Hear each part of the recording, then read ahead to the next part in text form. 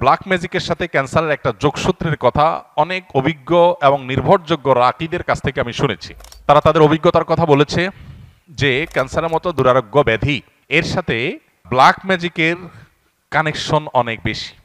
রুকিয়া শরিয়ার সবচাইতে সহজ এবং স্বাভাবিক পন্থা হলো ডায়াগনোসিসের, যে কোরআনে কারিমের তেলাওয়াত, রুকিয়ার আয়াতগুলোর তেলাওয়াত এবং এ জাতীয় বিষয়াশয়গুলো যখন করা হয় তখন রোগী তার মধ্যে অবস্থার পরিবর্তন হয়, অস্থিরতা আর না হলে প্রশান্ত অনুভব করা, এগুলো দেখে মোটামুটি রাকিরা নিরূপণ করেন যে সে এফেক্টেড কিনা।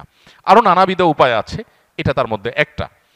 তো এই যে নাম বাপের নাম জেনে পুরা গোষ্ঠী ডায়াগনোসিস করা, দূর থেকে শুধুমাত্র এই নাম দিয়ে ডায়াগনোসিস করা, এটাকে রুকিয়া জড়িত রাকিরা সঠিক বলেন না। এটা হলো একটা কথা। দ্বিতীয় কথা হলো যে আমরা আত্মরক্ষা কিভাবে করতে পারবো। আসুন্নাহ ফাউন্ডেশন থেকে ইনশাআল্লাহ আগামী সপ্তাহের মধ্যেই আশা করছি আমরা একটা লিফলেট আমরা প্রকাশ করব, যেটা আসুন্নাহ ফাউন্ডেশন অফিস থেকে সংগ্রহ করা যাবে বা অনলাইন থেকে আমাদের ওয়েবসাইটগুলো থেকে ডাউনলোড করে নামিয়ে নেওয়া যাবে। কেউ চাইলে ফ্রি সংগ্রহ করে বিতরণও করতে পারবে ইনশাআল্লাহ। সেখানে আমরা জিন, জাদু ইত্যাদিতে আক্রান্ত মানুষদের সিমটমগুলো কি থাকে সাধারণত সেগুলোকে আমরা একত্র করে দিয়েছি, এবং সেখানে ব্ল্যাক ম্যাজিক এবং দুষ্ট জিন, বদনজর এগুলোর আক্রমণ থেকে, এগুলোর উপদ্রব থেকে নিজেদেরকে সেফ বা নিরাপদ রাখার উপায় কি, কোরআন হাদিসের আলোকে অনেকগুলো গাইডলাইন সেখানে দেওয়া আছে। এগুলো আমরা মেনে চললে আশা করা যায় আল্লাহ তাআলা আমাদেরকে হেফাজত করবেন। এর ভিতরে মোস্ট কমন হলো সকাল সন্ধ্যার দোয়া এবং জিকির, এটা যাতে কোনো অবস্থাতে মিস না হয়। বিশেষ করে সকাল সন্ধ্যা দোয়া জিকিরের মধ্যে রক্ষা কবচ যে দোয়া জিকিরগুলো আছে এগুলো কিন্তু খুবই গুরুত্বপূর্ণ।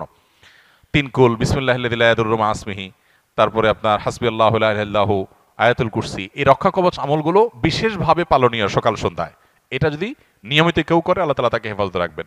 সুন্নাহসম্মত রোজাগুলোর বৃহস্পতিবার, বিশেষ করে চাঁদের 13, 14, 15 ব্ল্যাক ম্যাজিক থেকে বাঁচার জন্য এই 3 দিনের রোজা খুবই গুরুত্বপূর্ণ। রোজা এখন ডাক্তাররাও রাখতে বলে স্বাস্থ্যের জন্য ভালো, নবী সাল্লাল্লাহু আলাইহি ওয়াসাল্লাম বহু আগে বলে গেছেন, এখন সেটার নানা স্বাস্থ্যগত উপকারী দিকও আমরা জানতে পারছি। অতএব আইয়াবিজের রোজাগুলো রাখলেও সেহের ইত্যাদি থেকে, ব্ল্যাক ম্যাজিক ইত্যাদি থেকে আল্লাহ তাআলা হেফাজত রাখবেন। তৃতীয়ত, বাসাবাড়িতে কোরআনে কারিমের তেলাওয়াত, এটার পরিমাণ আমাদের বাড়ানো দরকার। আমরা অনেকেই আছি বাসাবাড়িতে কোরআন তেলাওয়াত করি না, মোবাইলে ইউটিউবে সারাদিন আমরা এই ভিডিও সে ভিডিও দেখি, সেগুলোতে ব্যাকগ্রাউন্ডে মিউজিক বাজে, আমাদের খবরও নাই। যে বাসায় মিউজিক বাজবে সে বাসায় শয়তান আসবে, মানুষ এফেক্টেড হবে, নানাভাবে আক্রান্ত হবে, এটা খুব স্বাভাবিক। এই জন্য ওই পদগুলো বন্ধ করতে হবে। আর এই দিকে এসে কোরআনে কারিমের তেলাওয়াত বাড়াতে হবে। শুধু তেলাওয়াত না, সরবে তেলাওয়াত, উচ্চস্বরে তেলাওয়াত। উচ্চস্বরে বলতে চিৎকার চেঁচামেচি আমি বলছি না, যতটুকু শব্দ দিয়ে স্বাভাবিকভাবে তেলাওয়াত করা যায় বাসার বাড়িতে ততটুকু তেলাওয়াত, ততটুকু সরবে তেলাওয়াত। এটা আজকাল উঠে গেছে। যারা নিয়মিত তেলাওয়াত করেন তারাও আস্তে আস্তে তেলাওয়াত করেন, আর অনেকে বাসা বাড়িতে তেলাওয়াতই করেন না। তো এই কাজগুলো আমাদের নিয়মিত করা দরকার।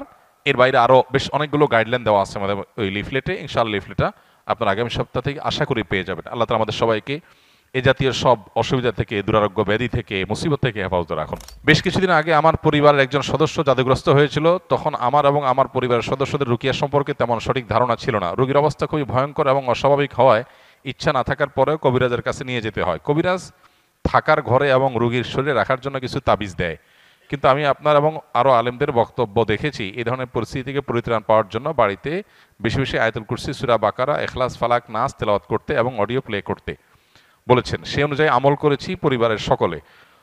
প্রথম রোগী কোরআন তেলাওয়াত শুনতেই পারতো না, ধীরে ধীরে আল্লাহর রহমতে সে এখন পরিপূর্ণ সুস্থ স্বাভাবিক আছে। এখন আমার প্রশ্ন হলো, আমরা যে তাবিজগুলো আনলাম এতে করে কি আমাদের শিরকের পাপ হয়েছে কিনা? শিরকের পাপ হয়ে থাকলে ক্ষমার জন্য করণীয় কি? 2, তাবিজগুলো এখনও বাড়িতে এবং তার শরীরে রয়েছে, সেগুলো কি করব? 3, যারা মানুষের ক্ষতি করার জন্য এরকম জাদু করে তাদের বিরুদ্ধে আল্লাহ তাআলা পবিত্র কোরআনে কি বলেছেন। দেখুন, শেষটার কথা আগে বলি। যারা কাউকে ব্ল্যাক ম্যাজিক করে, জাদু করে, জাতীয় তাবিজ কবজ করে, মানুষের ক্ষয়ক্ষতি করার চেষ্টা করে, অনেক সময় আপোষের তাবিজ করে, তারা সবাই গুনাহে লিপ্ত।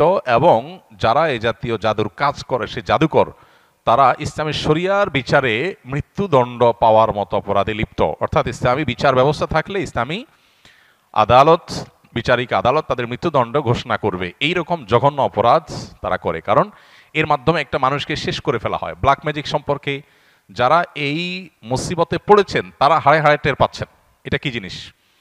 নবী সাল্লাল্লাহু আলাইহি ওয়াসাল্লাম পরিষ্কারভাবে বলেছেন, এইটা ওঁটকে হাড়ি পর্যন্ত আর মানুষকে কবর পর্যন্ত পৌঁছায় দেয়।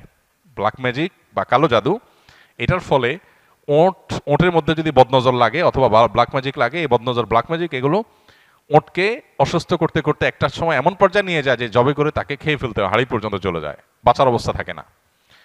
তার মালিক তাকে রুগ্ন হওয়ার কারণে একটা পর্যায়ে এসে মরণাপন্ন হয়ে গেলে তাকে জবাই করে খেয়ে ফেলতে হয়। আর মানুষ বদনজর এবং সেহের এগুলোর কারণে অসুস্থ হতে হতে হতে একসময় কবর পর্যন্ত চলে যায়। তো এই জন্য যারা এই কাজগুলো করে তারা শুধু কবিরা গুনাহে লিপ্ত তা নয়, বরং মানুষ হত্যার যে অপরাধ ক্ষেত্র বিশেষে তারা সে অপরাধে অপরাধী, এবং তার চাইতে আরো জঘন্য, শুধু মানুষ হত্যাই করছে না, একই সঙ্গে শিরকেও তারা লিপ্ত, কারণ এখানে শয়তানের সাহায্য নেওয়া হয়, বিশেষ করে ব্ল্যাক ম্যাজিকের ক্ষেত্রে।